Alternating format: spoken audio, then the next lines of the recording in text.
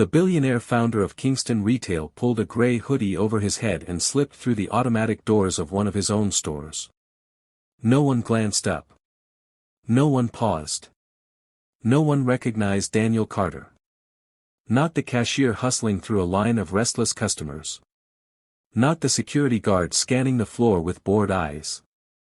Not even the floor manager, who was supposed to be the nerve center of this place and who didn't look up from his clipboard once. Daniel didn't come as a CEO today. He came as a shadow. As a question mark. As a man who sensed the math wasn't adding up. He'd heard the numbers. He'd read the reports. This location, Store 117, had turned in 3 months of near-perfect metrics, 0 HR complaints. Top decile employee satisfaction. Labor cost efficiency well above target. It was the kind of portfolio that gets managers promoted and headquarters to relax. It didn't match the rumor that had finally reached his phone late one night, something's wrong here. Look past the spreadsheets. He crossed into the back corridor, where the smell changed from citrus floor cleaner to something metallic and stale. Fluorescent lights hummed with the insistence of a headache. A hand-lettered sign read "Employees Only," slanting like a warning. He could have kept walking. Instead, he stopped, because he heard it. Not crying. Not really. Something rougher, the sound a person makes when the bottom drops out and they're clawing for air. Muffled. Coming from behind the employee restroom door. On the wet tile, visible through the slim gap at the bottom, lay a plastic badge, silver letters glinting, Elena Ramirez, custodial staff. Daniel stood still as the vents whispered and the lights buzzed and the sound on the other side of the door folded into another sob. 3 months of perfect numbers. And this. He knocked once. Soft. "Hey, you okay in there?" he said, pitching his voice smaller, gentler. The voice of David Harper, the name on the temporary badge he'd printed that morning. The sobbing hiccup to a stop. Footsteps. A paper towel rustled. "I'm fine. Please.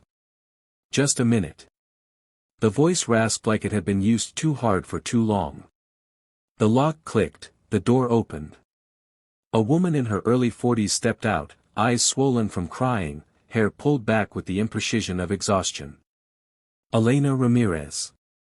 Her uniform clung damply at the wrists, her hands were cracked in thin red lines from chemicals.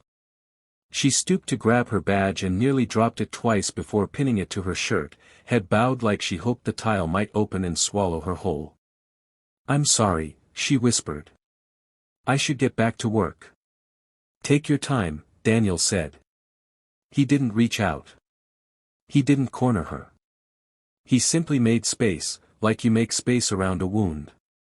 She glanced past him toward the sales floor as if the air itself out there might punish her for taking an extra breath. "I'm on a tight schedule," she added, as if apologizing for the fact that her life had edges.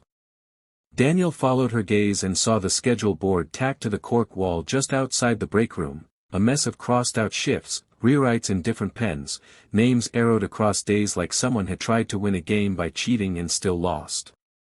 Elena's name flickered in and out, 22 hours, then 14, then 33, then 12, a heartbeat irregular enough to cause alarm. "How long you been here?" Daniel asked quietly. 3 years. She swallowed. "Not late once.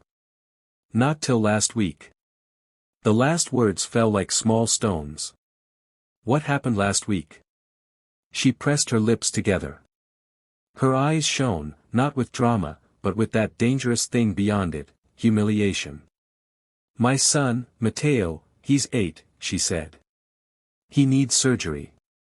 Heart." She tapped her chest, a quick, furtive gesture. "They said insurance would start after 90 days when I first joined. But Mr. Reynolds. He said my hours never qualified. He said corporate policy changed." Caleb Reynolds. Regional manager. The reports had his name on every page like a watermark. Daniel pictured the spreadsheet columns: labor down 23%, overtime practically erased, customer satisfaction steady. He also pictured a kid with a chest scar that hadn't been made yet and a calendar counting down in a mother's kitchen. "What do your hours look like?" he said, though he already knew what he was seeing was wrong. Elena gestured to the board. "Like, whatever they want.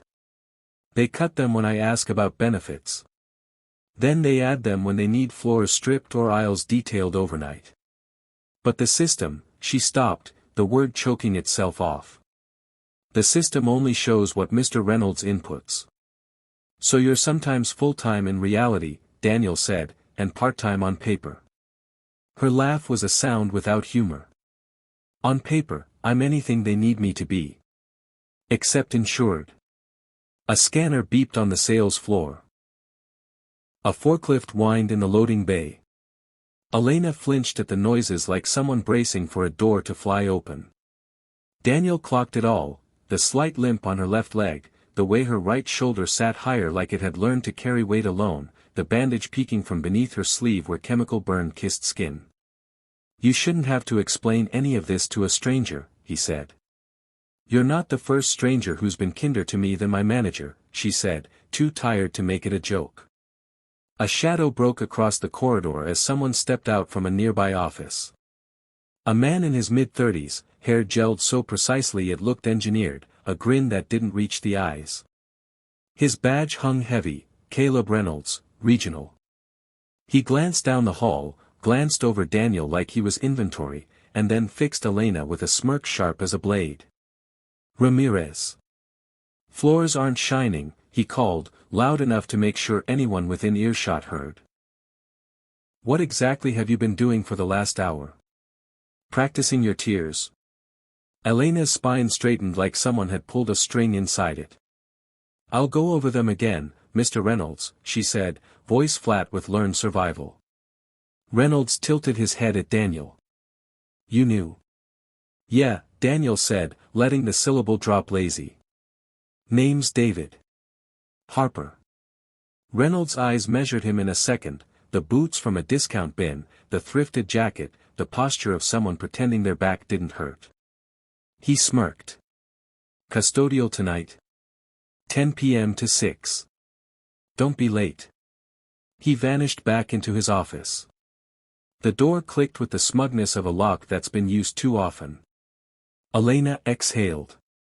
"That's him," she murmured. "Say as little as possible. Do your work.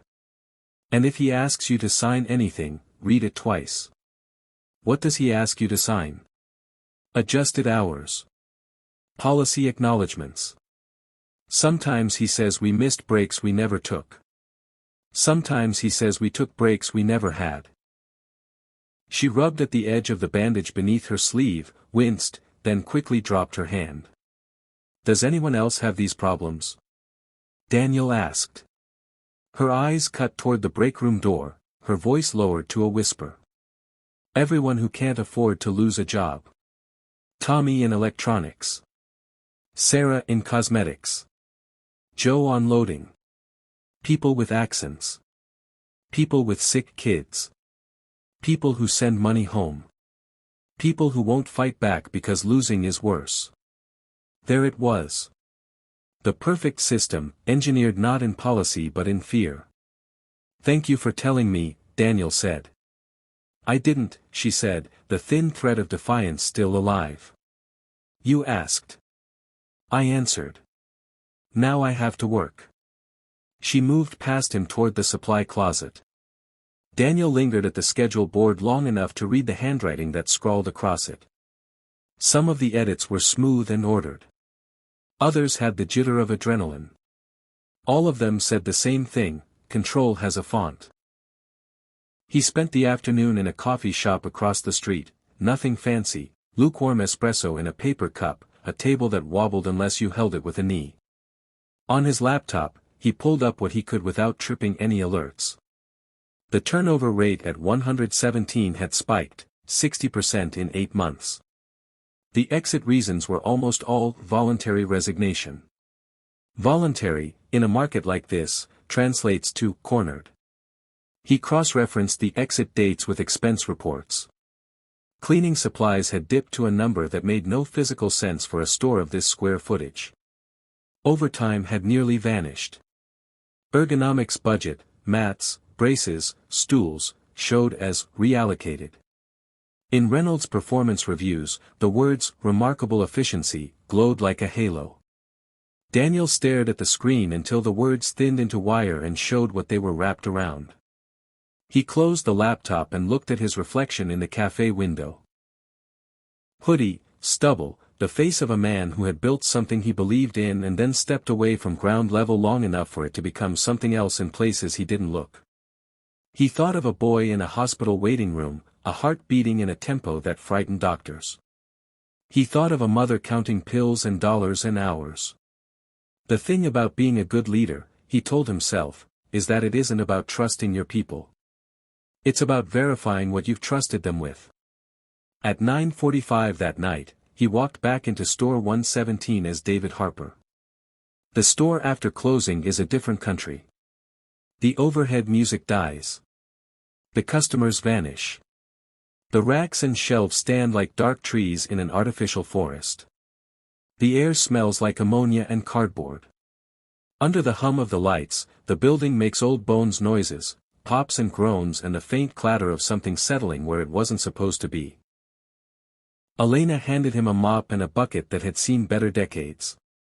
"We stretched the disinfectant," she said, not making eye contact in case a camera was looking for insubordination. "Reynolds says we use too much. If you need gloves, we have one pair for the shift. We share." Daniel turned the bottle in his hand and did the math silently. The dilution ratio she'd been forced to use would sanitize nothing except profits. They began their circuit. Produce. Dairy. Aisle 3, canned goods. The floors shone under their shoulders and backs. Elena didn't waste movement, good workers never do. She carried her exhaustion with the economy of someone who understood there was a finite amount of body left and a long way to carry it. At 11:28, Reynolds appeared, as if conjured by the idea of power. He walked with a predator's leisure. His eyes picked at details to find something wrong. Ramirez, he said, like the misnaming was an accident he enjoyed repeating. "You're dragging. At this rate, you'll be here till noon." "We're working as fast as we can," Elena said. "Not fast enough. I'm docking 30 minutes. He pulled out his phone like a gavel. Tap. Tap. A life shaved. $6 stolen. For him, a rounding error. For her, 2 bus fares, half a dinner, a strip of medicine cut in half to last. He turned to Daniel. "Harper. You keep up, or I'll cut you to 4-hour shifts. Maybe night inventory suits you better. Fewer mistakes to make when no one's looking." He didn't wait for an answer. He disappeared down the main aisle, humming off-key. "Don't react," Elena murmured. "He watches the cameras later. He looks for reactions." "Does he?" Daniel asked. "He likes to rewind and pretend he caught you slacking. If you sigh, it becomes insubordination. If you rub your wrist, it becomes unapproved break. He knows which words the system likes. Words that convert people into liabilities. Words that put bodies into boxes computers can stack." At 12:45, Elena sent Daniel to refill paper towels in the staff bathrooms while she scrubbed the bakery floor. The staff bathroom door stuck at the bottom, you had to lift to open it. Inside, the faucet sputtered. The mirror warped your face at the edges like it wanted to refuse your shape. He refilled the dispensers, then paused because something in the corridor changed. A rectangle of light cut across the dark tile. Reynolds' office door was open 2 inches, spilling an unintentional invitation. Daniel set the paper towel box down and stepped into the half-light. From the hallway he could see the glow of a monitor and the silhouette of Reynolds' head ducked toward it, his posture greedy, like he was eating data. On the screen, the scheduling system sat open. Rows of names. Columns of hours. Daniel watched, breath thin and even, as the cursor slid from Sarah T. to Tommy C. to Elena R. Hours vanished with each click. Then the cursor slid to a name at the bottom that shouldn't have been there, C. Reynolds Jr. A phantom account. Logged, helper, paid, miscellaneous. The hours reappeared there like a magic trick. No one applauds because they never see it. Reynolds leaned back, satisfied, and flipped to another tab. Benefits eligibility, payroll sync. He clicked into Elena's profile and toggled status from FT eligible to PT temp, a keystroke that erased a promise. Daniel felt the old anger, the kind that used to live closer to his skin when he was a kid watching his mother argue with landlords who smiled while raising the rent. He pulled out his phone and hit record. He framed the screen in the shot. He captured the cursor's arc. He captured the list of names and the timestamp and the user ID in the corner, Reynolds ADM. He filmed the next tab too, supply orders, approvals. Rejections stacked on rejections. Mops deferred. Gloves declined. Floor finish halved. A note beside one request, we can get by. Another, use water. He filmed that, then filmed Reynolds picking up a paper timesheet and dragging a red pen across last Tuesday, carving out 30 minutes here, an hour there, footnotes that read like fiction, extended restroom. Chatting in aisle. Late to shift.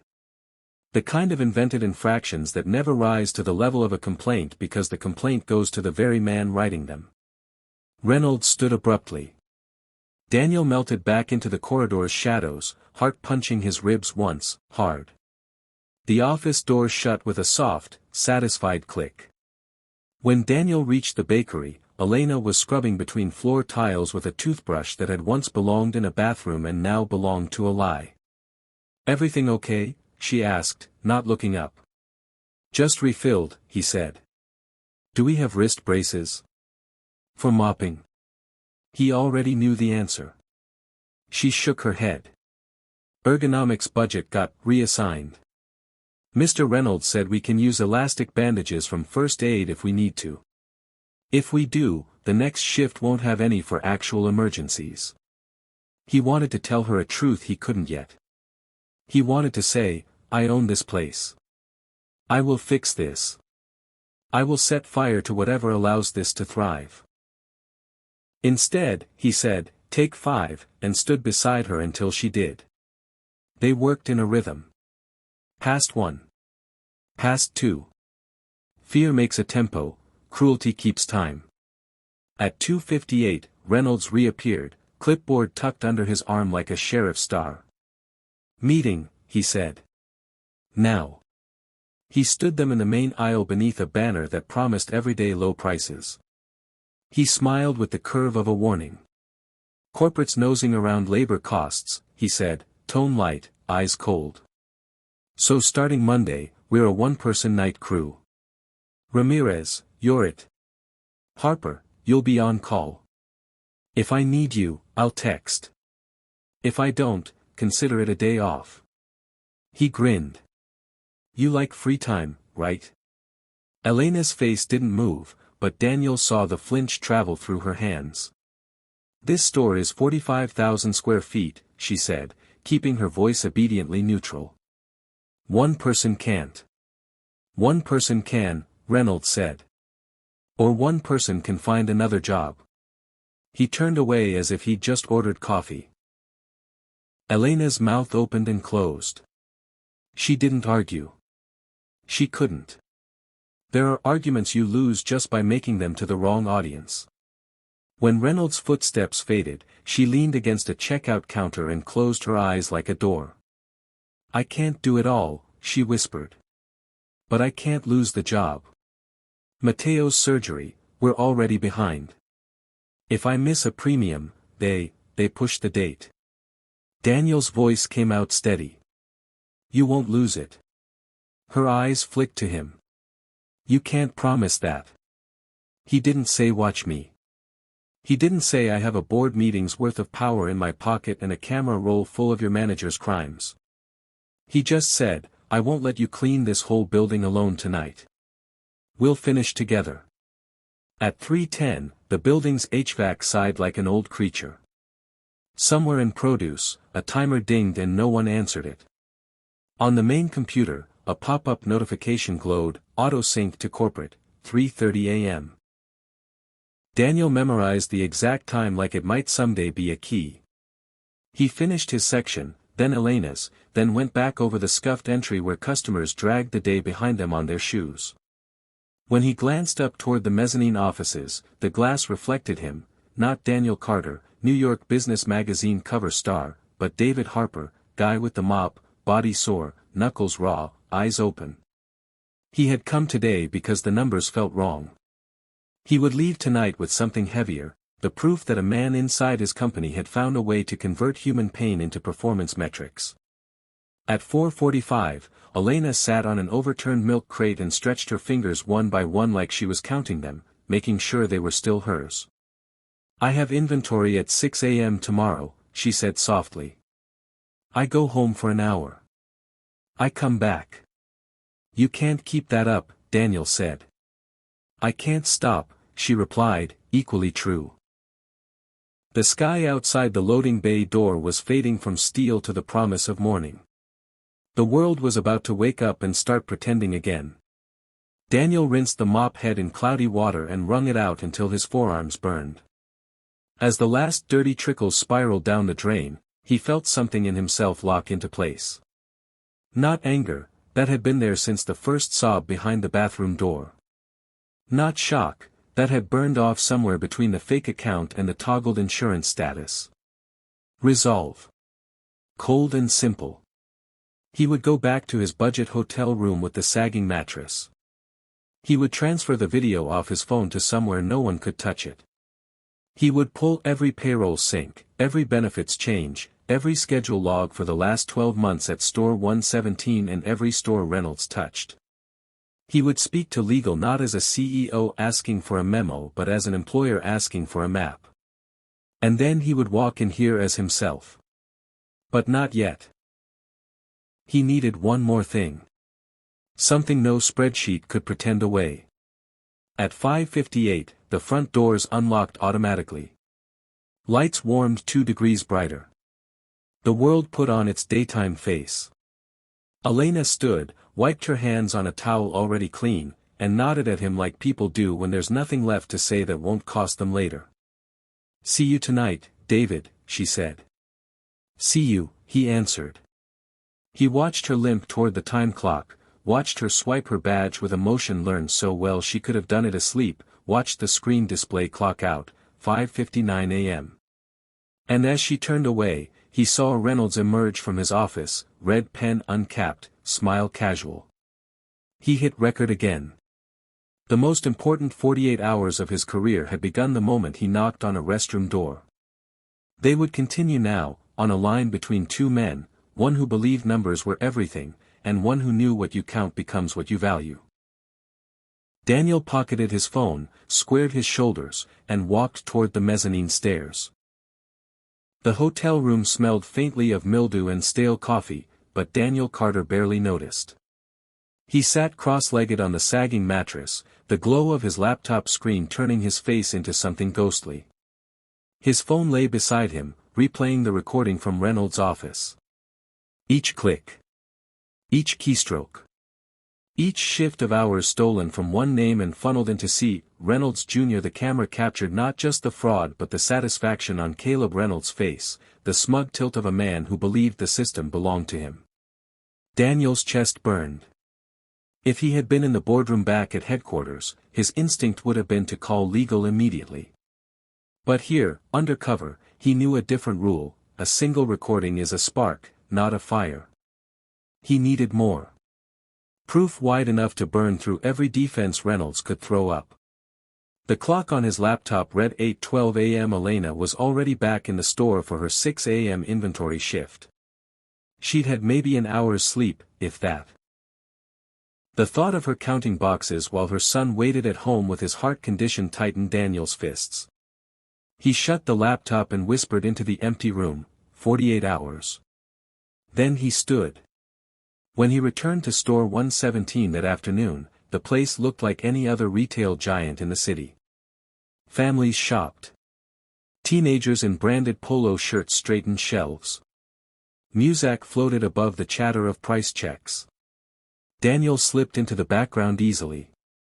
David Harper, laid-off construction worker, grateful for anything, fit here in ways Daniel Carter, billionaire, never could. He moved slowly, watching. That's when he noticed Tommy Chen, the electronics clerk Elena had mentioned. Mid-20s, thin frame, sharp eyes. He rang up a customer with practiced politeness, but when the woman left, his shoulders sagged like he'd been holding up the world for 8 minutes straight.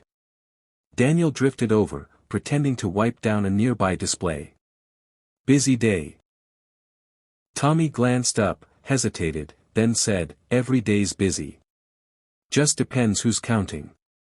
That reply was too sharp to be casual. Daniel lowered his voice. "Reynolds been giving you grief too?" Tommy laughed, bitter and quick. "Grief's free. What he gives us costs. Hours cut. Shifts doubled without overtime. Docked pay if he thinks we breathe too long in the stockroom." His eyes flicked around. "Say too much, though, and you don't have a job the next week. People ever complain?" Daniel asked carefully. "Complain to who?" "HR. Reynolds signs off on the reports before they go anywhere. He's got the system locked." Tommy's jaw tightened. "He knows we can't walk away. People like Maria. People like me. Rent doesn't wait. Bills don't care." Daniel tucked the name away, Maria. Another voice, another story. The pattern was widening. By late afternoon, Daniel slipped into the employee break room. It smelled of reheated noodles and burnt coffee. On the bulletin board, notices about attendance policy and excessive breaks will result in penalties were pinned with the sharpness of threats rather than reminders. Seated at one of the plastic tables was Sarah Patel, cosmetics department. Early 30s, visibly pregnant, her hand absently resting on her belly. She ate a sandwich with slow, deliberate bites. Daniel introduced himself with a smile. "David. Custodial." She gave a polite nod but said nothing. Then, after a moment, she whispered, "Be careful with Reynolds." He raised an eyebrow. "Yeah. Heard some things." Her voice stayed low. "Last week he docked me 3 hours. Said I spent too much time in the restroom. I told him," she glanced at her belly, "I'm pregnant. He said it wasn't his problem. 3 hours gone. Just like that." Daniel felt his jaw clench, but he forced his voice calm. "You report it?" "Who do I report it to?" "Him." "The system?" "You think corporate sees the difference between a bathroom break and theft?" "On paper, he looks perfect. Labor costs down, productivity up. Everyone wins. Except you. Except us." The silence that followed was thick, broken only by the hum of the vending machine. Daniel realized something vital: the employees weren't just beaten down. They were isolated. Each thought they were alone in their suffering, never realizing how many shared the same wounds. By 9:50 p.m., Daniel was back in his custodial uniform, mop bucket squeaking as he rolled it beside Elena. She looked paler than the night before, exhaustion etched into every line of her face. "You came back," she said, almost surprised. "I need the work," Daniel said simply. She gave him a half-smile, thin but real. "Then stick close. Reynolds checks cameras around midnight." Sure enough, at 12:03, Reynolds prowled out of his office. He walked with the same swagger, clipboard in hand, eyes hunting. "Ramirez. Harper." His voice cut the silence. "Corporate sending someone for a surprise audit in 2 weeks. That means everything's spotless. I don't care if you're on your knees with a toothbrush, I want this place to shine. You hear me?" Yes, Mr. Reynolds, Elena murmured. Daniel nodded along, masking his fury. Reynolds smirked. Good. And Ramirez, don't think I don't notice you slowing down lately. Maybe those extra hours you've been begging for aren't such a good idea if you can't keep up. Daniel's stomach turned. He'd watched Elena mop for hours the night before, steady and relentless. Slowing down wasn't the issue. Survival was.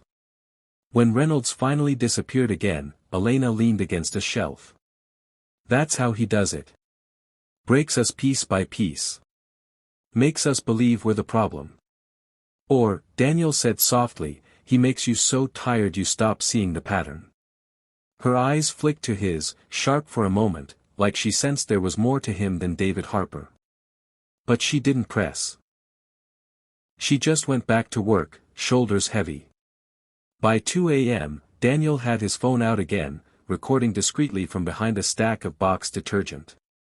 This time, he caught Reynolds bragging to another supervisor. Cut Sarah down again. Pregnant or not, I can't have people wasting time. And Tommy? Docked him for leaning on a counter. You keep them desperate, they'll work harder. That's the trick. The words dripped arrogance. Evidence, raw and undeniable.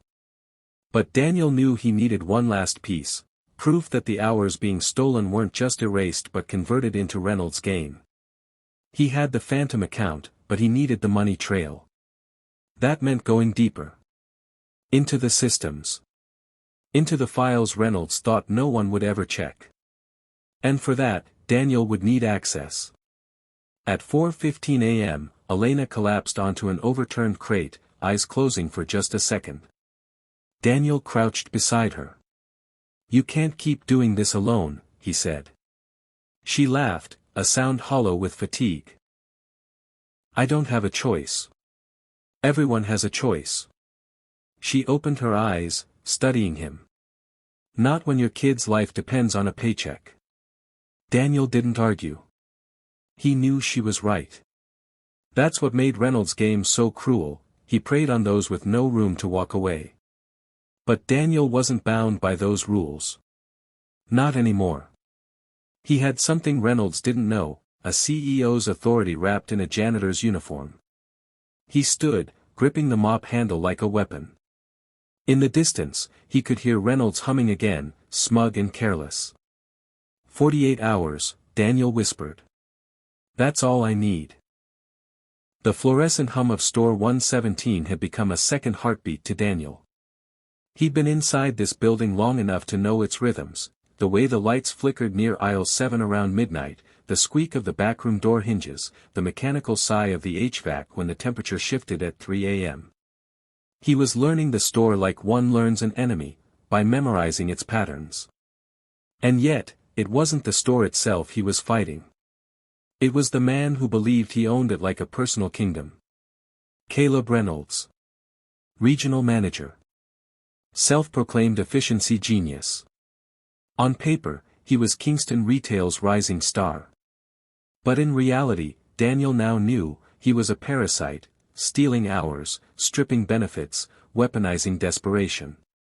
The evidence Daniel had so far, the recordings of Reynolds cutting hours, toggling Elena's benefits, bragging about punishing pregnant employees, was damning.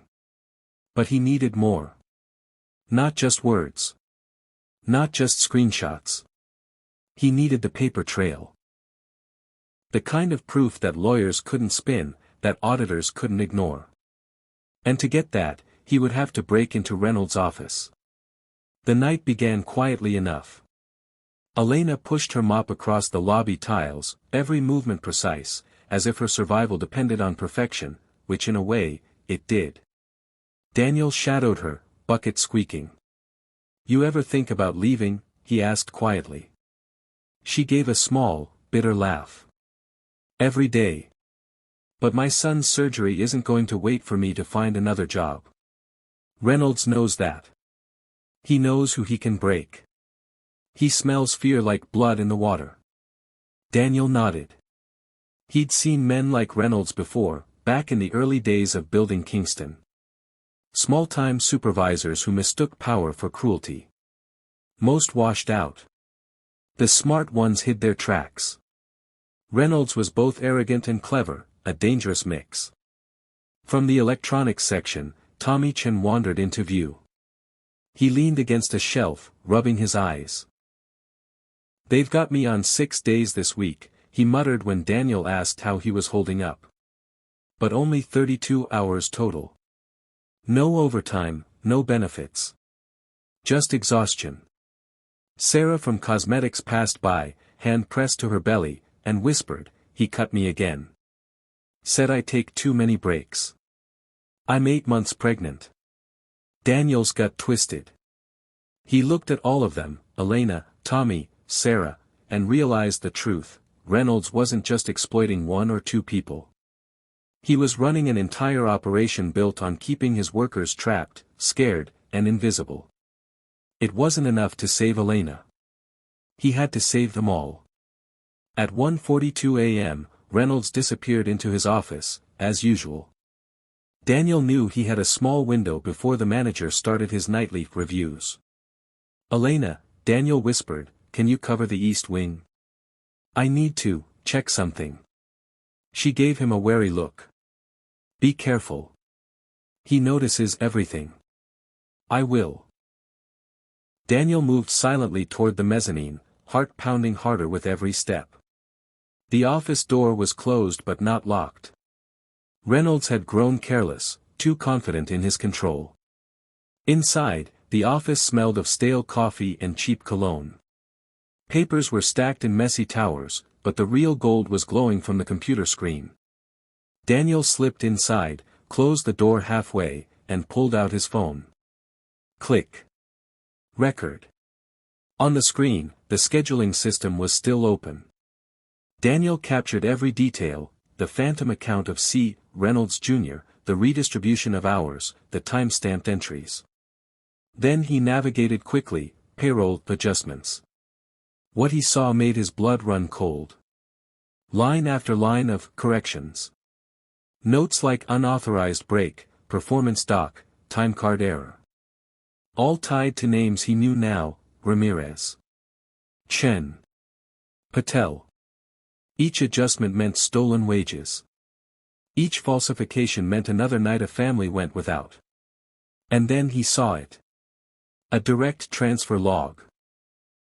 Hours siphoned from employees had been reassigned not just to the phantom account, but into overtime claimed by Reynolds himself. He was paying himself for hours he never worked, funded by hours stripped from the most vulnerable. Daniel's breath caught. This was the smoking gun. But then came the sound that froze him. Footsteps. Approaching. Heavy, deliberate. Reynolds. Daniel's heart slammed against his ribs. He shut the payroll window and minimized the screen, slipping behind a filing cabinet just as the office door creaked open. Reynolds entered humming, a tune sharp and smug. He dropped into his chair, scrolling on his phone. "Idiots," he muttered under his breath, chuckling. "They'll work themselves to death just to keep the lights on." Daniel's phone kept recording, every word another nail in Reynolds' coffin. But his palms slicked with sweat. If Reynolds turned his head, even slightly, Daniel would be caught. For a tense minute, Reynolds typed, muttered, leaned back. Then, as quickly as he came, he rose again. "Coffee," he said to himself, leaving the office with a careless swing of the door. Daniel exhaled, legs shaking. He slipped out, phone still recording, and returned to the floor. Elena glanced at him from across the aisle, suspicion in her eyes. "You were gone a while," she said. "Bathroom," Daniel lied. "Long line." She didn't press, but the way she studied him made it clear she knew he wasn't just another desperate worker. At 3 a.m., Reynolds called Elena into his office. Through the glass, Daniel saw the same performance as the night before: Reynolds lounging in his chair, Elena standing stiff like a scolded child. He couldn't hear everything, but the red pen was back, slashing through her hours. Daniel's fists curled, knuckles whitening. He wanted to storm in, reveal himself, end this now. But he forced himself to stay put. He needed the full picture, not just one confrontation. When Elena emerged, her face was pale but composed. She walked straight past Daniel without speaking, but he caught the glimmer of tears in her eyes. He followed her to the supply closet. What did he do? She shook her head. Cut me down to 12 hours next week. Said if I keep talking to other employees, he'll cut me to 0. I can't, her voice cracked. Mateo's surgery is in 3 weeks. If I lose insurance, he doesn't get it. Daniel's chest tightened. He wanted to tell her who he was, that she wasn't alone, that help was already in motion. But he couldn't. Not yet. Instead, he said softly, "You're stronger than you think." She gave him a hollow look. Strength doesn't pay bills. Later, in the break room, Tommy sat across from Daniel, whispering urgently. I saw you in his office earlier. Careful, man. If Reynolds suspects you're poking around, you're gone. Daniel studied him. What if there was a way out? For all of you. Tommy scoffed. What are you, some kind of hero? No, Daniel said. But what if someone was watching him? Recording him? Tommy froze. His eyes narrowed. Then, slowly, he whispered, if that's true, you need to hurry. Because people are breaking here. Sarah's thinking of quitting. Elena, she's not gonna last. Daniel's resolve solidified. He wasn't just gathering evidence anymore. He was racing the clock, against Reynolds' corruption, against Elena's collapsing hope, against Mateo's failing heart. By dawn, Daniel had enough to act. Recordings of Reynolds stealing hours. Video of him toggling benefits. Payroll logs showing stolen wages funneled into his own account. Testimonies from multiple employees. The net was tightening. But Daniel knew the next step was the most dangerous. He had to confront Reynolds, not just as David Harper, but as Daniel Carter, the man with the power to tear down his empire.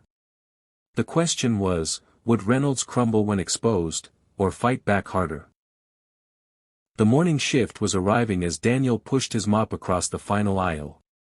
The world outside was already waking, traffic humming, sunlight spilling through the glass doors, the sound of tired workers dragging themselves to new battles.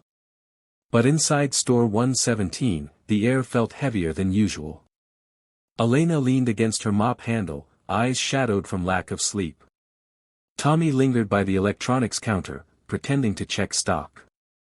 Sarah moved carefully between displays, her hand protectively resting on her belly. They were all waiting. Not for customers. Not for the clock to tick to 7 a.m. They were waiting for Caleb Reynolds to make his next move. And Daniel knew, this was the moment. Daniel Carter had been many things in his life, the son of a single mother in a neighborhood where rent rose faster than paychecks, a scrappy entrepreneur hustling through his 20s, and now, a billionaire CEO whose name graced magazine covers. But here, in this store, with mop water soaking into his work boots, he wasn't Daniel Carter. He was David Harper, the desperate worker who needed any job. And yet, the longer he lived this disguise, the harder it became to stay silent. He had the evidence.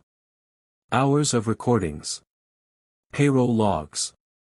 Reynolds' voice caught boasting about theft, cruelty, manipulation. He could end this now with a single call to headquarters. But he wanted more than Reynolds' resignation. He wanted the people in this store, Elena, Tommy, Sarah, to see that the system could fight back for them. That they weren't invisible. That their pain mattered. And that meant taking off the mask. At 7:05 a.m., Reynolds stormed out of his office with the swagger of a man who believed the day was his to shape. He carried his clipboard like a weapon. His eyes darted to Elena immediately. Ramirez, he barked. Floors still streaked. You call this clean? Elena's hands tightened on the mop. It's spotless, Mr. Reynolds. Backtalk. His smile was sharp. Be careful. I've got half a mind to cut your hours again. Maybe 12 next week's too generous. Daniel's blood boiled. He forced himself to remain still, but every instinct screamed to step forward. Then Reynolds' gaze shifted to Sarah. And you? Patel. You've been waddling around slow all week. Don't think I don't notice. Maybe it's time to start looking for someone who can keep up. Sarah's eyes flashed with panic. I'm 8 months pregnant. I'm doing everything I can. Reynolds cut her off with a sneer. Pregnancy doesn't give you special privileges here. Work or get out.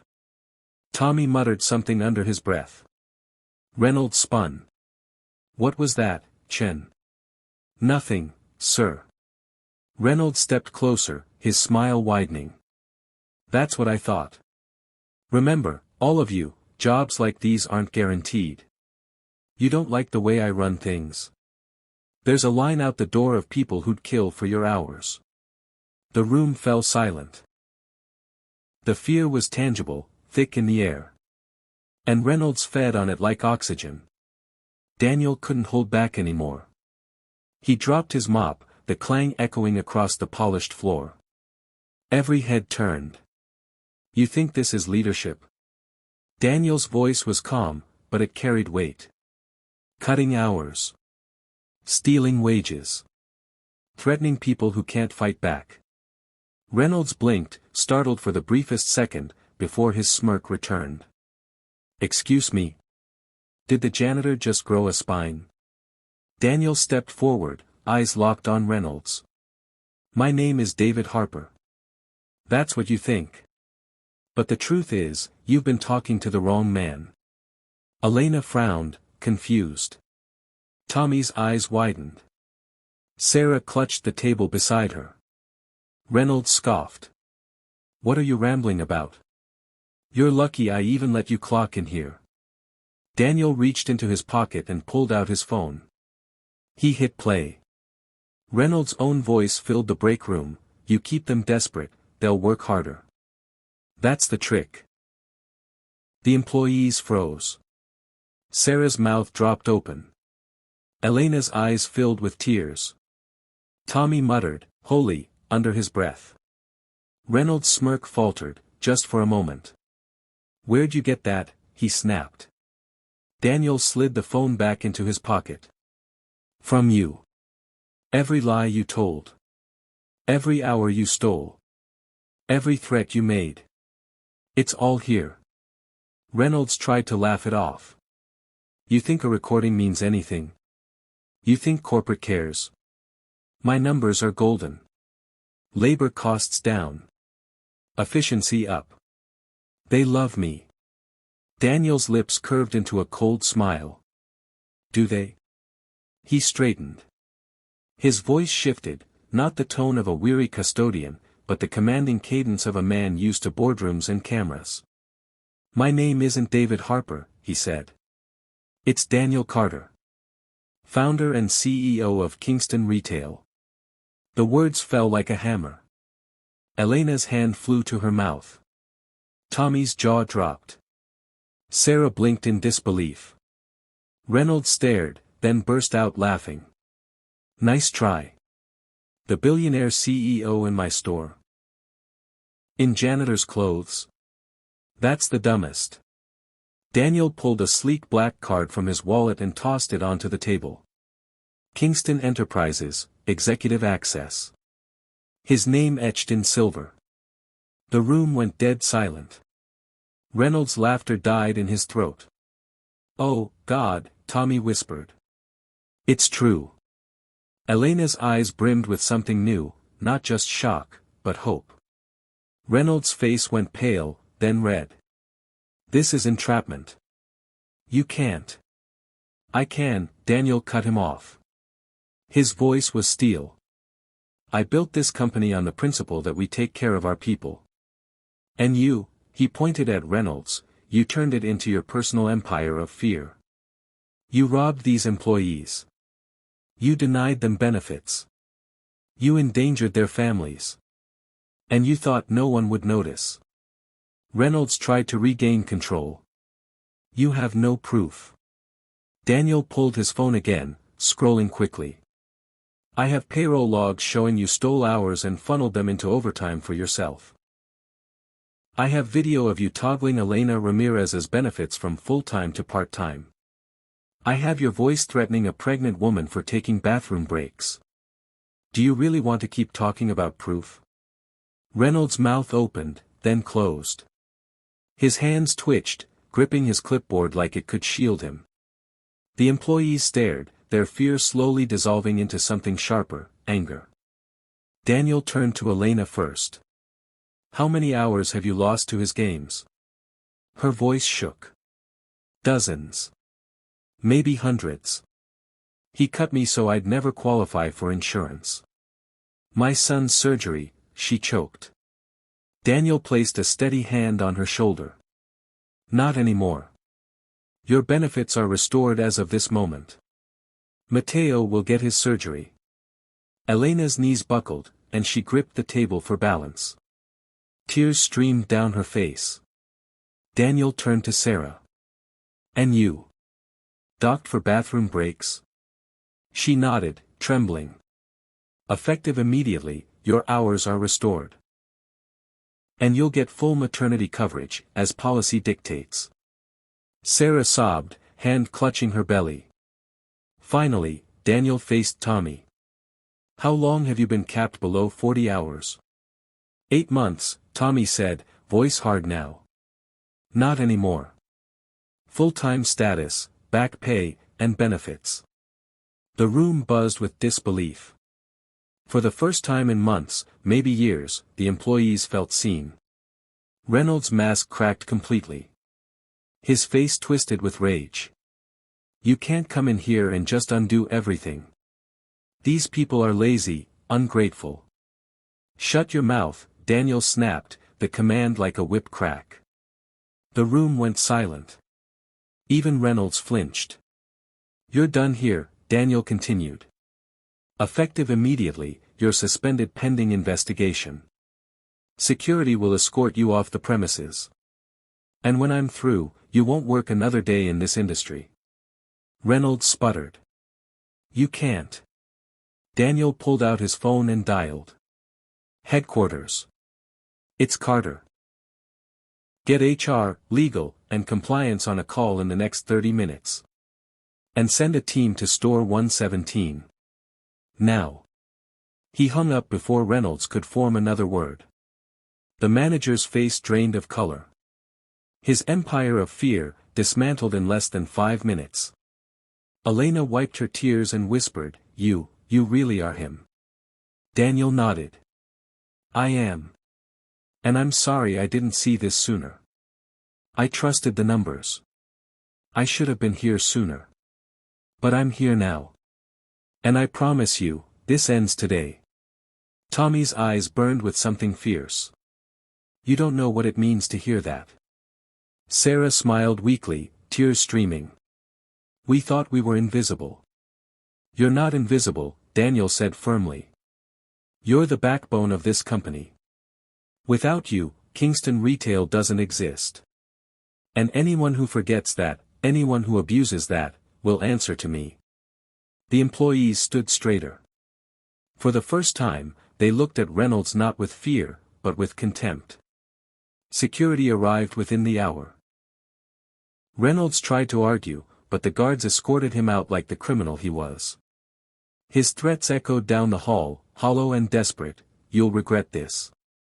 They'll regret this. I'll sue. No one listened. Daniel stayed with the employees until HR arrived, documenting testimonies, gathering names of everyone Reynolds had hurt. Each story was another wound, unpaid hours, denied benefits, retaliatory cuts. But each story also strengthened the case against him. When the sun fully rose, Daniel stood before the small group, Elena, Tommy, Sarah, and others who had gathered. This store will change, he said. Not tomorrow. Not next week. Today. Your hours will be fair. Your benefits will be honored. And if anyone ever threatens you again, you come to me. Directly. They nodded, still stunned, but hope flickered in their eyes. As Elena hugged him, whispering, "Thank you," Daniel felt something he hadn't in years, not pride, not success, purpose. But the battle isn't over. Back in his hotel room that evening, Daniel reviewed the recordings again. Reynolds was finished. That much was certain. But as he scanned the payroll data, something caught his eye. The phantom account, C. Reynolds Jr., didn't just exist in store 117. It appeared in 2 other locations. Daniel's stomach dropped. This wasn't just one man. It was bigger. Much bigger. The hotel room was silent except for the faint hum of Daniel's laptop. Hours of recordings, screenshots, payroll logs, and testimony files glowed on the screen, a mountain of evidence stacked against Caleb Reynolds. But as Daniel traced the phantom account, C. Reynolds Jr., his chest tightened. It wasn't confined to store 117. The same fraudulent account had siphoned hours from 2 other Kingston Retail locations in the region. This wasn't a single rogue manager. It was a pattern. Daniel leaned back in the chair, pinching the bridge of his nose. How many more? He whispered to himself. The question had no answer yet, but one thing was clear, the rot was deeper than anyone at headquarters realized. By noon, Daniel was on a video call with Kingston's compliance and HR teams. Their faces flickered on the screen, all sharp suits and corporate tones. But the moment he shared the recordings, silence fell. Reynolds' voice filled the speakers, "You keep them desperate, they'll work harder. That's the trick." Gasps. Muted curses. Wide eyes. Then Daniel showed the payroll logs. Hours stolen. Benefits toggled off. Transfers into phantom accounts. "This isn't isolated," he said. "It's systemic. At least 3 stores. Maybe more." One HR executive spoke first, her voice grim. "If this hits the press, it could destroy us." Daniel's jaw tightened. "If it doesn't hit the press, it will destroy us. The only way forward is transparency. We don't bury this. We fix it. Now." That evening, Daniel returned to store 117, this time not as David Harper, but as Daniel Carter, CEO. He walked the aisles in a crisp shirt, no disguise, no hoodie. Customers recognized him. Employees whispered. And when he entered the break room, every eye turned. Elena froze mid-mop. Tommy set down a stack of electronics. Sarah rested a hand on her belly, her eyes wide. Daniel smiled softly. "No more masks. No more secrets. You deserve to hear this from me directly." He explained everything. The recordings, the payroll theft, the benefits manipulation, the phantom account. He didn't hide the shame either. "I trusted the numbers. And while I sat in my office, people like Reynolds twisted them into weapons. That ends today." The employees listened in stunned silence. Then Tommy spoke up. "So what happens now?" "Now," Daniel said, "we rebuild." He outlined immediate actions. Every stolen hour would be repaid in full. Every employee wrongly denied benefits would be restored, retroactively. Managers across the region would be audited by an independent team. Employees would receive a direct hotline to headquarters, bypassing local managers, to report abuse. "And one more thing," Daniel added, his eyes sweeping the room. "I will personally visit every store in this region over the next 3 months. No more ivory tower. I need to see what's happening on the ground. If you're suffering, I'll know." Elena's hand shot up to her mouth as tears spilled. Sarah broke down sobbing with relief. Tommy exhaled like he'd been holding his breath for months. For the first time, store 117 felt lighter. 2 days later, corporate security and federal investigators raided Reynolds' office. Not only had he stolen wages, but evidence suggested he'd been laundering money through phantom accounts tied to family members. The man who once strutted across the store like a king now sat in handcuffs, his empire of fear reduced to nothing more than a cautionary tale. The employees gathered outside the store as the police car pulled away. Elena whispered, "He can't hurt us anymore." Daniel, standing nearby, nodded. "No one like him ever will again." Weeks later, Store 117 was transformed. Wages were fair. Hours consistent. Benefits honored. And slowly, the haunted look faded from the employees' eyes. Elena's son, Matteo, underwent his surgery, paid for by the insurance she had been wrongfully denied. Daniel visited the hospital personally, shaking the boy's hand and promising him a future his mother had fought so hard to give. Sarah's maternity leave was approved without hesitation. Tommy received a full-time contract and back pay that helped him finally move out of his cramped apartment. For them, and for dozens of others, the nightmare was over. But Daniel knew this was only the beginning. He stood once more in Store 117, looking out over the polished aisles. "This was one store," he said quietly to Elena. "But there are hundreds more. If corruption was here, it could be anywhere. I can't fix it all overnight. But I'll keep fighting until I can look every employee in the eye and know they're safe." Elena smiled through tears.